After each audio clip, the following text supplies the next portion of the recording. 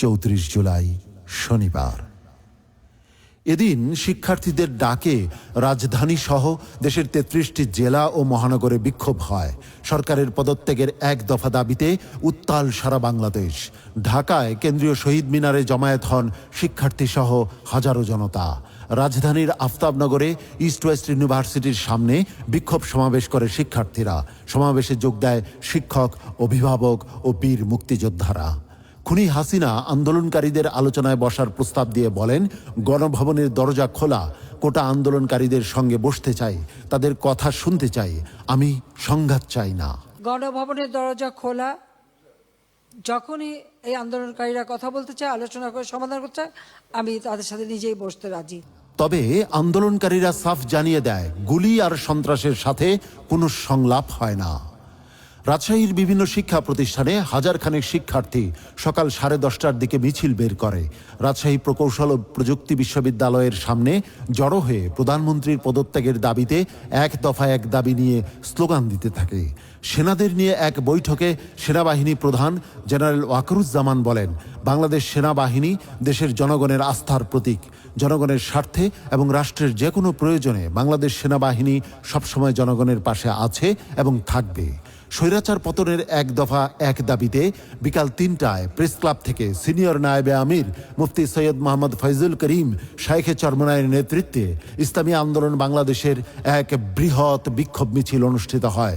মিছিল পূর্ব সমাবেশে শাইখে চরমনাই বলেন, ইসলামী আন্দোলন বাংলাদেশ শুরু থেকে মাঠে ছিল এবং জালিম সরকারের পতন না হওয়া পর্যন্ত মাঠে থাকবে ইনশাআল্লাহ।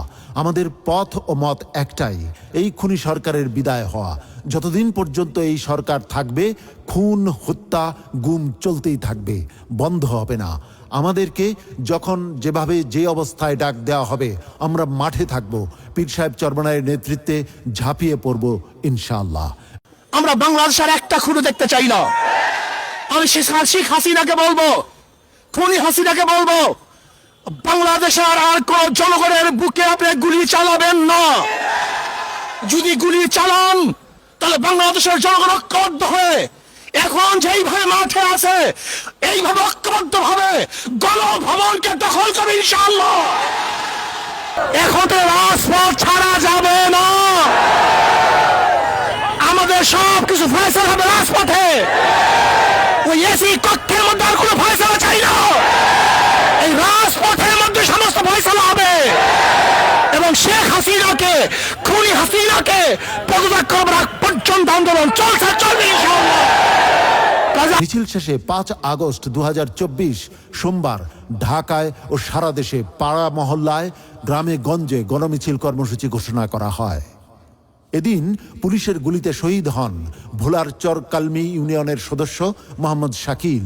ইসলামী ছাত্র আন্দোলন বাংলাদেশের কেন্দ্রীয় সভাপতি নুরুল বশর আজিজির নেতৃত্বে ঢাকা বিশ্ববিদ্যালয় এলাকায় শিক্ষার্থীদের সাথে বিক্ষোভে অংশগ্রহণ করে কেন্দ্রীয় ছাত্রনেতা সুলতান মাহমুদ, শেখ মোহাম্মদ মাহবুবুর রহমান, আল আমিন, খায়রুল আহসান মারজান, মোহাম্মদ ইব্রাহিম খলিল, ওবায়দুল্লাহ মাহমুদ, ইউসুফ মালিক ও আশিক সহ কেন্দ্রীয় ও ঢাকাস্থ ক্যাম্পাস এবং নগর নেতৃবৃন্দ।